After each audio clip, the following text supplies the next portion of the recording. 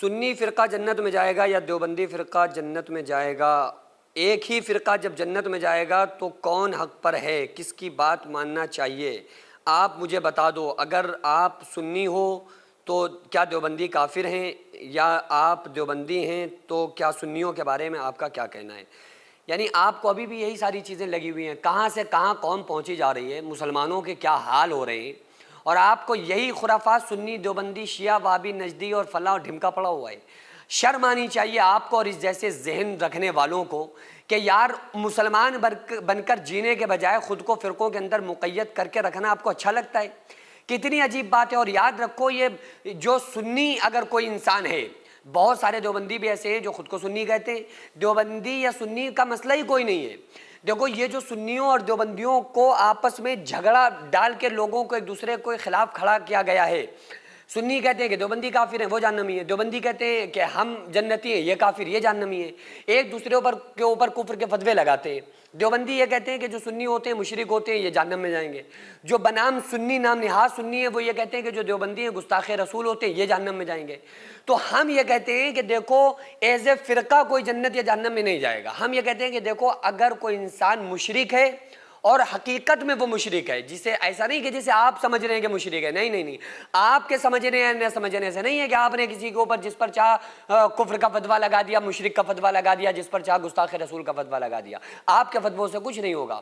جو ایگزیکٹ واقعی اگر کوئی انسان ہے جو مشرک ہے، جس کا جو کہ اللہ تبارک و تعالیٰ کی ذات و صفات میں واقعی اگر شرک کرتا ہے تو وہ مشرک ہے، میں اسے جہنمی سمجھتا ہوں۔ اس کا اسلام سے کوئی تعلق نہیں، اس کا جماعت، پھر یہ جماعت کس جماعت سے تعلق ہے یہ تو چھوڑ دو، اس کا اسلام سے کوئی تعلق نہیں ہے۔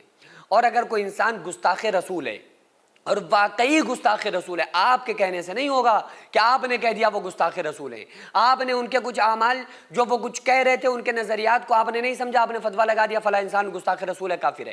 آپ کے کہنے سے کچھ نہیں ہوگا۔ اگر وہ واقعی گستاخ رسول ہے تو ہم اس کو کافر سمجھتے ہیں، کسی بھی جماعت سے اس کا تعلق نہیں سمجھتے، اس کو جہنمی سمجھتے ہیں۔ تو اپنا تو صاف کہنا یہ ہے کہ اگر کوئی انسان واقعی مشرک ہے وہ جہنمی ہے، کافر ہے۔ اگر کوئی انسان واقعی گستاخ رسول ہے وہ جہنمی ہے، وہ کافر ہے۔ اب یہ ہم اپنی طرف سے کسی کے اوپر بہتان نہیں باندھتے ہیں کہ کون فاسق ہے، کون جہنمی ہے، کون کافر ہے، اور کون گستاخ رسول ہے اور کون مشرک ہے۔ آپ سوچ کر دیکھیے، اسلام کا تقاضا تو یہ ہے کسی انسان کے اندر 99 باتیں کفر کی ہیں اور ایک پہلو ایمان کا ہے، تو امام اعظم کا بھی فتویٰ اس پر ہے کہ اس کے ایک پہلو پر جو ایمان والا پہلو ہے اس پر فتویٰ دیا جائے گا اور اس کے ایمان کو پروموٹ کیا جائے گا۔ ہم کیا کرتے ہیں کہ 99 اس کی اچھی باتوں پر پردہ ڈال کے ایک بات کو جو بھی اختلاف کی بات ہوتی ہے اس کو لے کر ہم اس کے چرچے کرنا شروع کر دیتے ہیں، ایک دوسرے کو اوپر کفر کے فتوے لگانا شروع کر دیتے ہیں۔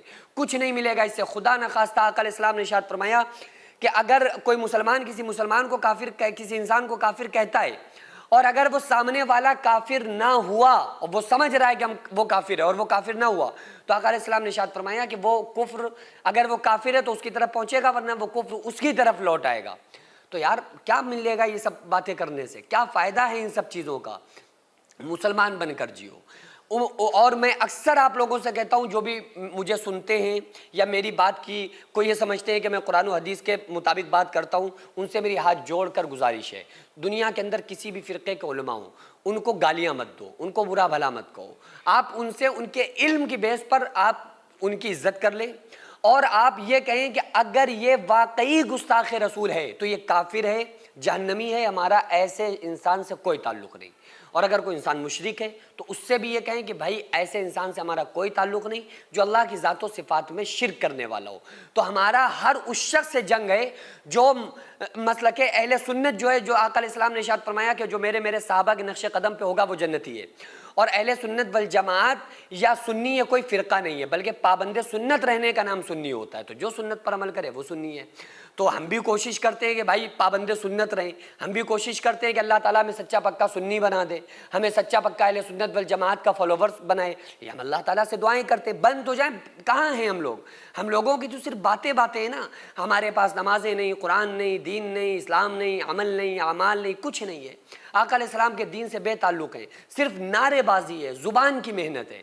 ان چیزوں سے نکل کر صحابہ کرام کے فالوورز بنیے، اہل بیت کی محبت دلوں میں رکھیے اور آقا علیہ الصلوۃ والسلام کے بتائے ہوئے طریقوں پر عمل کریں، تاکہ قیامت کے دن اللہ تبارک و تعالیٰ ان بزرگان دین کا، اولیاء کرام کا صدقہ عطا فرما دے، اور ان کے پڑوس میں، ان کے قدموں میں اللہ تعالیٰ ہم سب کو جگہ عطا فرما دے۔ سینکڑوں ایسے غریب پریوار جو فاقہ کر کے زندگی گزار رہے ہیں، اور بہت سے ایسے مجبور لوگ جو غربت کی وجہ سے بیماریوں سے جوجھ رہے ہیں اور ان کے پاس علاج کرانے کے لیے بھی پیسے نہیں ہیں، تو ان غریب فیملیز کو ہر مہینے ہماری سوسائٹی راشن دیتی ہے اور ان غریبوں کا فری میں علاج کراتی ہے۔ تو آپ لوگ ہمارے ساتھ مل کر ان بیوہ عورتوں اور یتیم بچوں کا سہارا ضرور بنیں اور ان کے راشن اور دوا علاج کے لیے زیادہ سے زیادہ تعاون کریں، اور یہ ارادہ کریں کہ غریب کے بچوں کو انشاءاللہ بھوکا نہیں سونے دیں گے، اور ہر ہفتے ہر مہینے آپ لوگوں سے جو بھی ہو سکے آپ تعاون ضرور کریں۔ ان کو 10 سال سے جو لوگ بستر پر پڑے ہوئے ہیں، انشاءاللہ تعالی ہم سب مل کر ان غریبوں کا علاج بھی کرائیں گے، اور ہر مہینے انشاءاللہ تعالی ان غریبوں کو ہم راشن پہنچائیں گے۔ یہ سوسائٹی کا اکاؤنٹ نمبر ہے